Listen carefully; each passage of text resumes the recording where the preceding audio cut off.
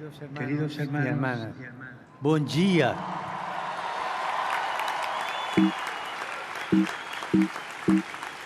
Gracias, señora rectora, por sus palabras.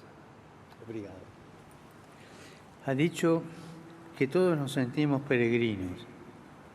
Es una hermosa palabra, cuyo significado merece ser reflexionado. Literalmente significa dejar de lado la rutina cotidiana y ponernos en camino con un propósito, moviéndonos a través de los campos o más allá de los confines, es decir, fuera de la propia zona de confort, hacia un horizonte de sentido.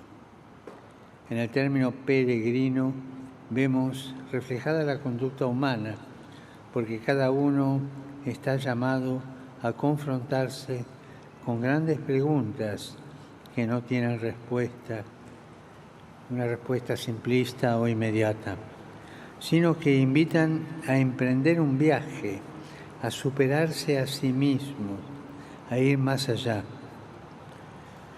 Es un proceso que un universitario comprende bien, porque así nace la ciencia. Y así crece también la búsqueda espiritual.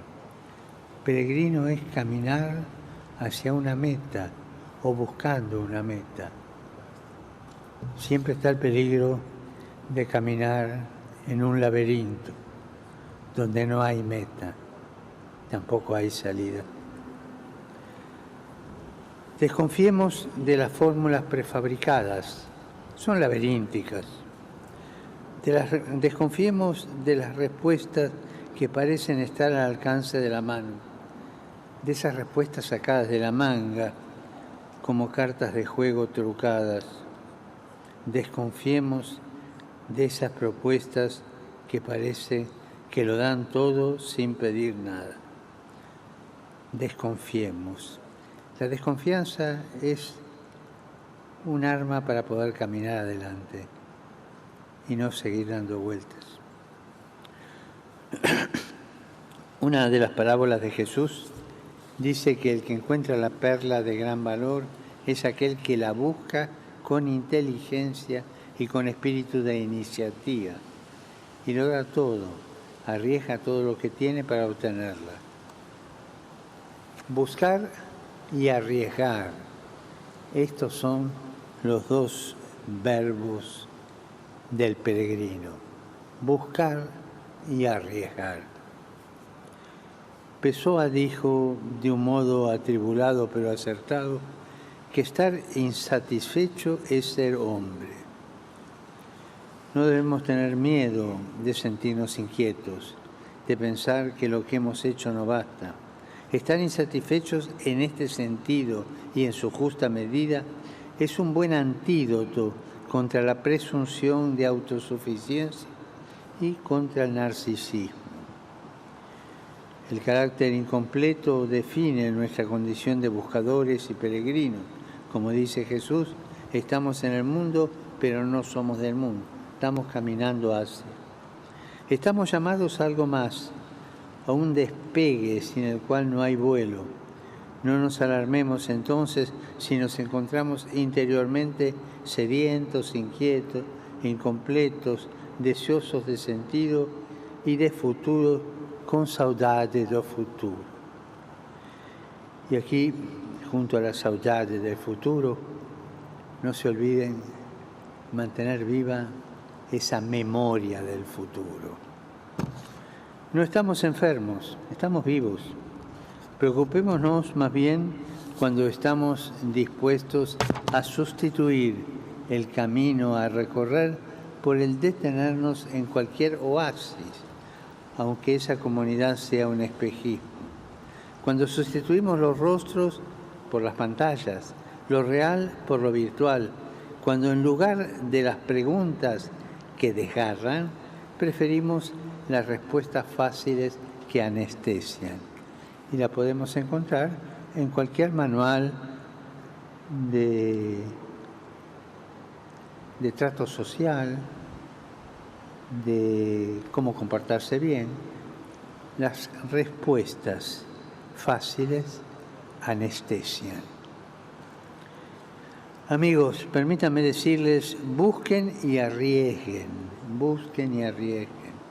En este momento histórico, los desafíos son enormes, los quejidos son dolorosos. Estamos viendo una tercera guerra mundial a pedacitos, pero abrazamos el riesgo de pensar que no estamos en una agonía, sino en un parto. No en el final, sino al comienzo de un gran espectáculo. Y hace falta coraje para pensar esto. Sean, por lo tanto, protagonistas de una nueva coreografía que coloque en el centro a la persona humana. Sean coreógrafos de la danza de la vida. Las palabras de la señora rectora han sido inspiradoras para mí, en particular cuando ha dicho que la universidad no existe para preservarse como institución, sino para responder con valentía a los desafíos del presente y del futuro. La autopreservación es una tentación, es un reflejo condicionado del miedo que hace mirar la existencia de un modo distorsionado. Si las semillas se preservaran a sí mismas, desperdiciarían completamente su potencia generadora y nos condenarían al hambre. Si los inviernos se preservaran a sí mismos, no existiría la maravilla de la primavera. Tengan, por tanto, la valentía de sustituir los miedos por los sueños. Sustituyan los miedos por los sueños. No sean administradores de miedos. No sean administradores de miedos, sino emprendedores de sueños. Sería un desperdicio pensar en una universidad comprometida en formar a las nuevas generaciones solo para perpetuar el actual sistema elitista y desigual del mundo, en el que la instrucción superior es un privilegio para unos pocos. Si el conocimiento no es acogido como responsabilidad, se vuelve estéril. Si el que ha recibido una instrucción superior, que hoy en Portugal y en el mundo sigue siendo un privilegio, no se esfuerza por restituir algo de aquello con lo que ha sido beneficiado, en el fondo no ha comprendido lo que se le ha ofrecido. Me gusta pensar que en el Génesis las primeras preguntas que Dios hace al hombre son: ¿dónde estás? ¿Y dónde está tu hermano? Nos hará bien preguntarnos: ¿dónde estoy? ¿Estoy encerrado en mi burbuja o corro el riesgo de salir de mis seguridades para ser un cristiano practicante, un artesano de la justicia, un artesano de la belleza? Y también, ¿dónde está mi hermano? Experiencias de servicio fraterno como la de Mission au Pays y tantas otras que nacen en el ámbito académico deberían ser consideradas indispensables para quien pasa por la universidad. El título de estudio, en efecto, no puede ser visto solo como una licencia para construir el bienestar personal, no, sino como un mandato para dedicarse a una sociedad más justa, una sociedad más inclusiva, es decir, más desarrollada. Me han dicho que una de vuestras grandes poetisas, Sofía de Mello, Brennan Andersen, en una entrevista que es una especie de testamento a la pregunta ¿qué le gustaría haber realizado en Portugal en este nuevo siglo?, respondió sin vacilar: me gustaría que se realizase la justicia social, la disminución de las diferencias entre ricos y pobres. Les remito a ustedes esta pregunta. Ustedes, queridos estudiantes, peregrinos del saber, ¿qué quisieran ver realizado en Portugal y en el mundo? ¿Qué cambios, qué transformación y de qué manera la universidad, sobre todo la católica, puede contribuir a esto? Beatriz, Maol, Mariana, Tomás, les agradezco sus testimonios. Tenían todo un tono de esperanza, una carga de entusiasmo realista. No había en ellos quejas ni tampoco ilusorias fugas hasta adelante.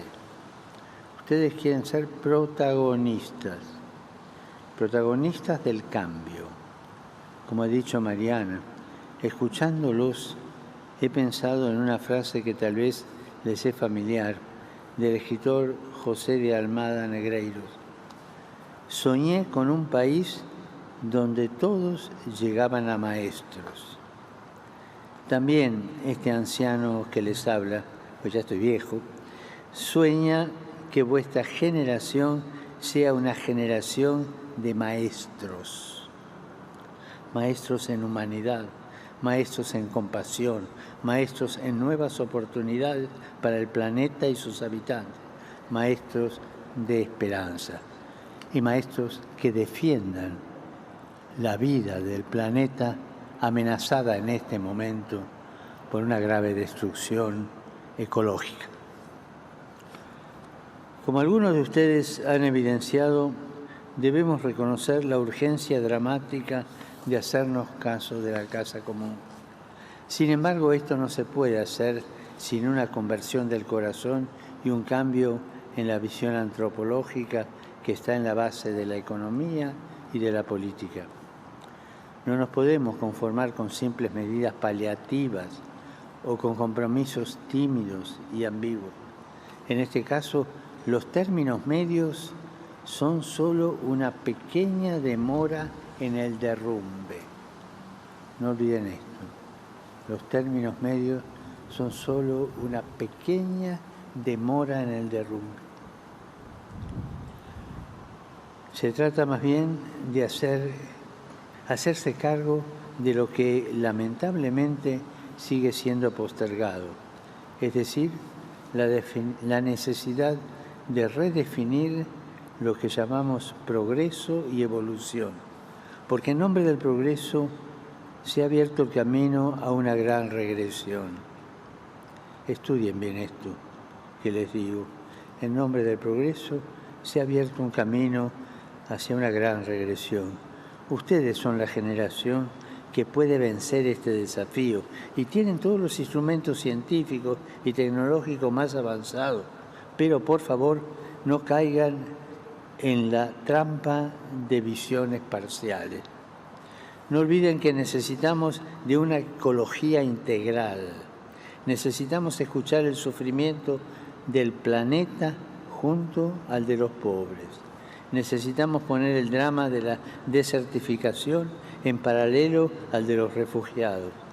El tema de las migraciones junto al del descenso de la natalidad. Necesitamos ocuparnos de la dimensión material, de la vida dentro de una dimensión espiritual. No crear polarizaciones, sino visiones de conjunto. Gracias, Tomás, por haber dicho que no es posible una auténtica ecología integral sin Dios, que no puede haber futuro en un mundo sin Dios. Quisiera decirles que hagan creíble la fe a través de las decisiones, porque si la fe no genera estilos de vida convincentes, si no hace fermentar la masa del mundo, no basta con que un cristiano esté convencido, debe ser convincente. Nuestras acciones están llamadas a reflejar la belleza, a la vez alegre y radical, del Evangelio.